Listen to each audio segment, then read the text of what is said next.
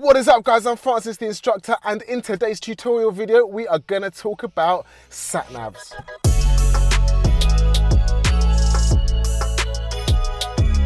2 years ago, the driving test changed to include Sat Navs on driving tests. Why did they do this? Because Sat Navs can sometimes give confusing or misleading information, and if you're not used to it, that can sometimes mess up your journey. So today in this video, we're going to be talking about what the Sat Nav's telling you, what the Sat Nav's showing you, how to transpose that and drive safely on the road, and what to do if the Sat Nav is giving you some misleading information. So, let's go. Okay, so we're just starting off on a normal, quiet, rural road, back street, like maybe where you live, back where your house is, and you're gonna drive as normal. The Sat Nav right now, you can see, isn't really sure where we are. I'm on the road, but the Sat Nav's in the middle of a building. Once you start driving though, the GPS will pick up where you are, and it will start to be able to tell you where you're going. So maybe just drive 50 meters down the road, and if you're going the wrong way, the Sat Nav will pick it up and then turn you around again. Okay, so you can see at the top of the screen, it says in 700 yards, we are taking a right turn. That doesn't necessarily mean that the next thing we're gonna do is be turning right, because if you have a look at the map there, there's a left bend. But because that's just a bend in the road, we're not turning right on that. We're just gonna follow the road. It's just following the road. So, looking ahead, transpose what you can see on the map to what you can see ahead of you, because they don't always marry up and make complete sense. So we can see that definitely this is just a bend in the road. We wouldn't signal just for bends in the road. We're only going to signal for junctions. So in 370 yards, we're turning right. 370 yards is quite a long way down the road. This is a junction that I'm going to have to deal with on my own. The Sat Nav's not warning me about this one. So I need to make sure that I'm always looking, always planning ahead and aware of what's ahead of me. The Sat Nav's not going to tell you everything you need to know. Listen, what the Sat Nav is just a map loaded into a computer, and then the computer's trying to decipher what the map means, where the junctions are, where the give way lines are, and what you need to do. It doesn't have all the information. After 200 yards, turn right, B517. Got it. Malden and it's Road. Definitely not a perfect system. There's quite often on driving tests where the Sat Nav will say one thing and what's on the road is a complete different thing. So in 200 yards, she's warned me. She's going to warn me again. Turn right. Thank you very much. So mirrors and signal, position and speed. Just drive as normal. All that you're using the Sat Nav for, especially on a driving test, is for directions. If you're using the Sat Nav for anything else, you're going to be in trouble. So the Sat Nav, you can see at the bottom of the screen, has speed limit advice. That word is really important, speed limit advice. It's not going to always tell you the correct speed limit, so please don't follow that on your driving test. At the moment, yes, it's saying 20 miles an hour. We can see on the floor it says 20 miles an hour, so it's correct, but that does not work. And I've done loads of driving tests where the speed limit on the Sat Nav is completely incorrect, misleads the learner, and makes you fail your driving test. Okay, so let's have a look at what's next. Super useful to have a Sat Nav. If you get a Sat Nav on your driving test, this is a godsend, lifesaver. You can see how much advice this Sat Nav's giving me. I've got all of the roads that are off my road to the left and right. I can see exactly the fact that I'm going to turn left at these traffic lights. How far back can I see that? I can see that as far back as the map's telling me.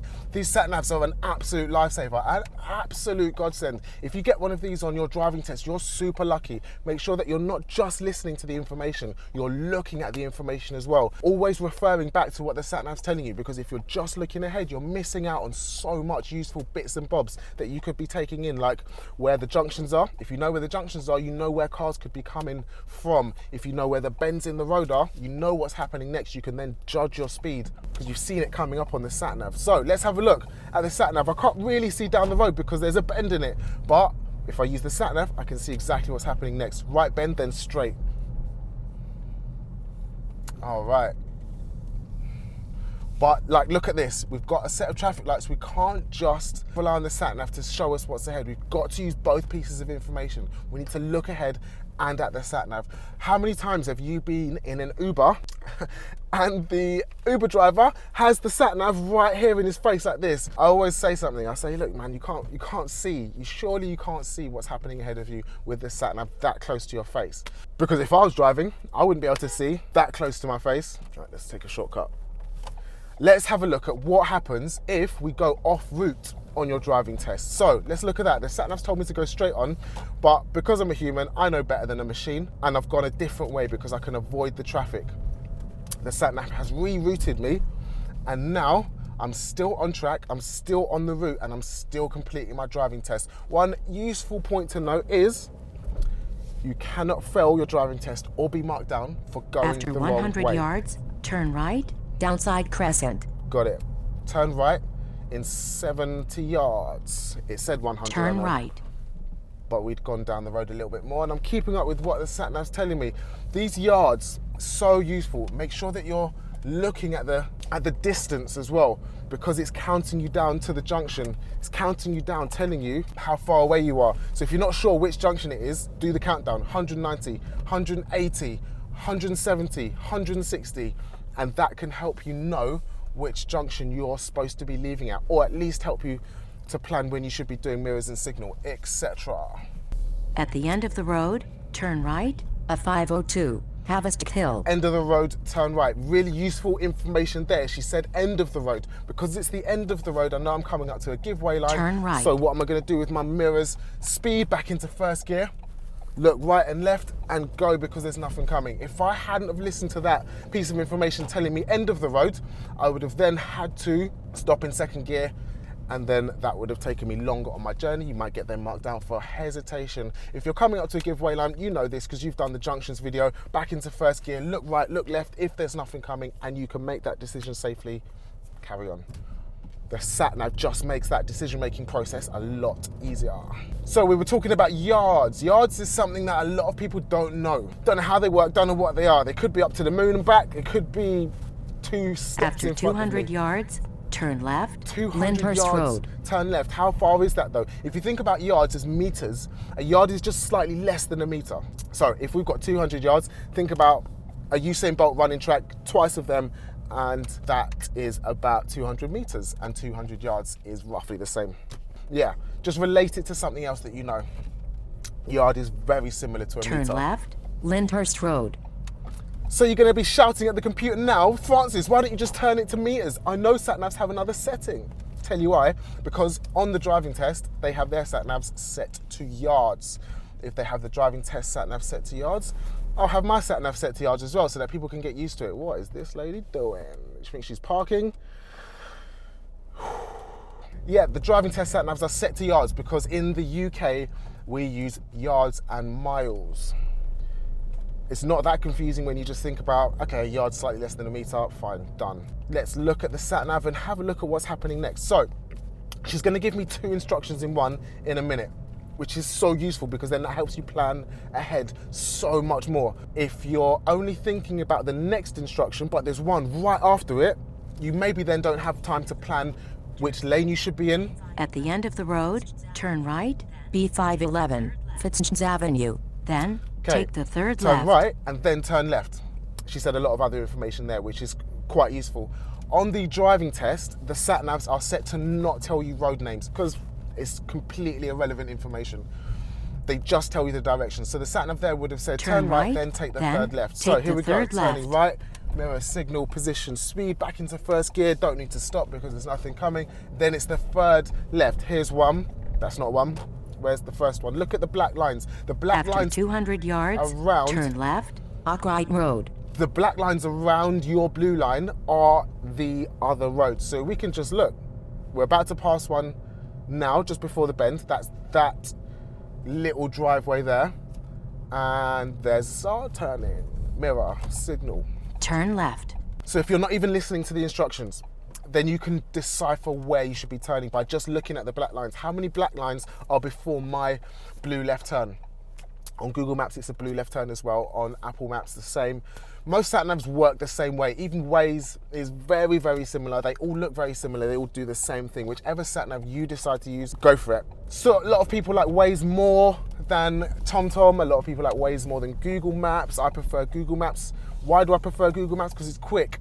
When you're on Waze, I find that it's a little bit confusing. If you're going down the road with lots of left or right turns, the car or the arrow where you are will be slightly further back, so it's hard to tell which turning you should go down.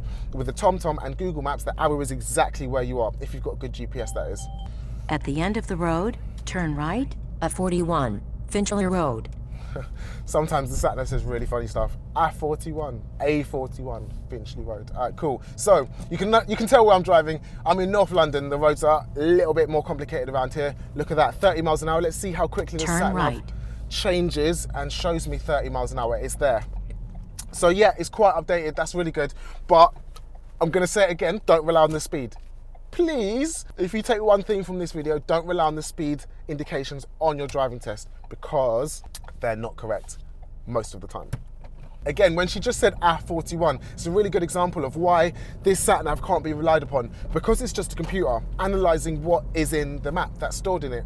It doesn't know that this road is the A41, and if you were just reading that normally, it would be A41. So she said A41. Also, quite a lot of the time, people turn off the voice instructions because they're annoying. They're a little bit naggy. She'll repeat it 2 or 3 times. Turn right, excuse me, turn. It's really annoying and it's really naggy. Like when your mum's telling you to clean your room, clean your room, clean your room. Have you cleaned your room yet? Have you cleaned your room yet? Clean your room. It's really annoying.